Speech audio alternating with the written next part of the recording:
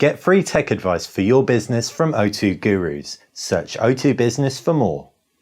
Hey guys, welcome to BTech. It's Basil here, and we've finally got the Sony Xperia Z3 Plus in for review. But before we review it, we're going to do an unboxing video.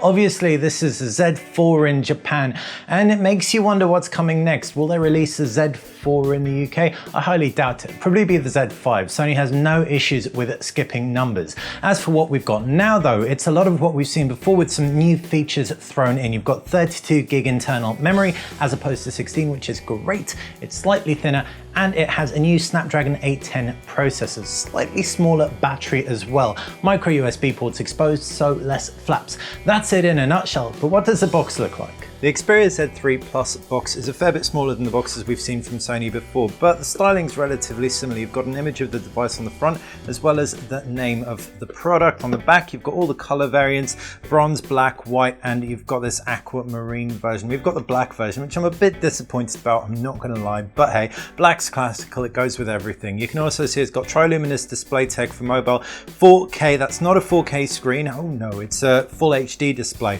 It records 4K video, PS4 remote play, Android on board, high-res audio if you have the right earphones, NFC for one-touch pairing, 64-bit Qualcomm Snapdragon 810 inside. It's also waterproof, has a 20.7 megapixel camera and a higher resolution 5 megapixel front-facing camera, in addition to a 5.2-inch display. The display is something that we've seen before on the Z3. Now, what about inside the box? We've got the phone itself. Like I said, we ended up with the black one, 6.9 millimeters thin, so a nice and slender device. Can power it up, and while it's powering up, we'll just let you see the boot up screen. Fast forward a little bit.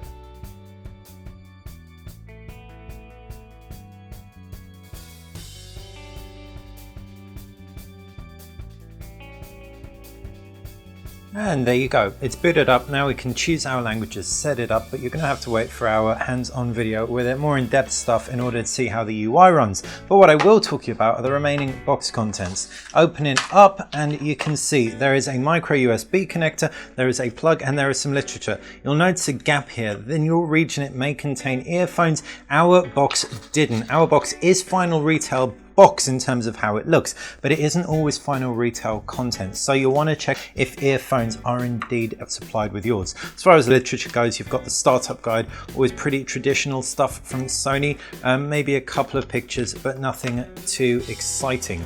Putting that to one side, you've also got some less interesting information right there. The cable, pretty standard, can pull it out either way, and you can see micro USB to full-sized USB.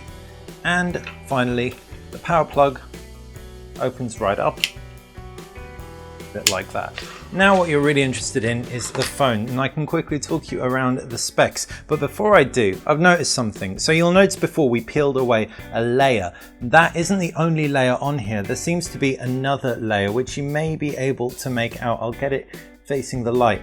If I prise my fingernail under there, I'm pretty sure, there you go, there is indeed another screen protector on here, which is actually, you know, a lot of people might like the fact there's an optional screen protector. I'm going to remove it though, because I want the pure experience, but it's good to know that if you do get this out of the box and you leave that on there, it's not massively noticeable and it doesn't impede on touch interaction.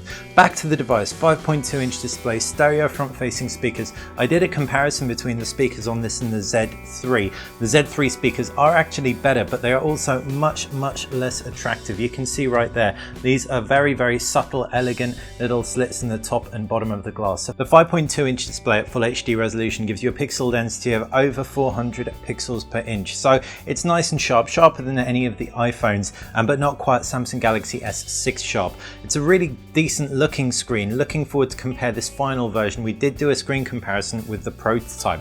You can see as far as buttons go, on the right hand side, you've got that volume rocker and power button, as well as that two-stage camera button.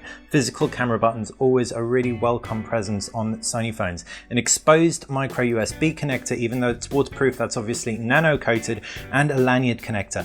That means that there is no magnetic dock connector to the left hand side, so if you want to dock this thing, chances are if any docks do come out, it will be portrait docks, and you can see you've got the slot for all the cards in there. That would be the micro SD card slot and the nano SIM card slot. You can see up at the top you've got the 3.5mm headphone jack, and around the back is that 20.7 megapixel rear-facing camera.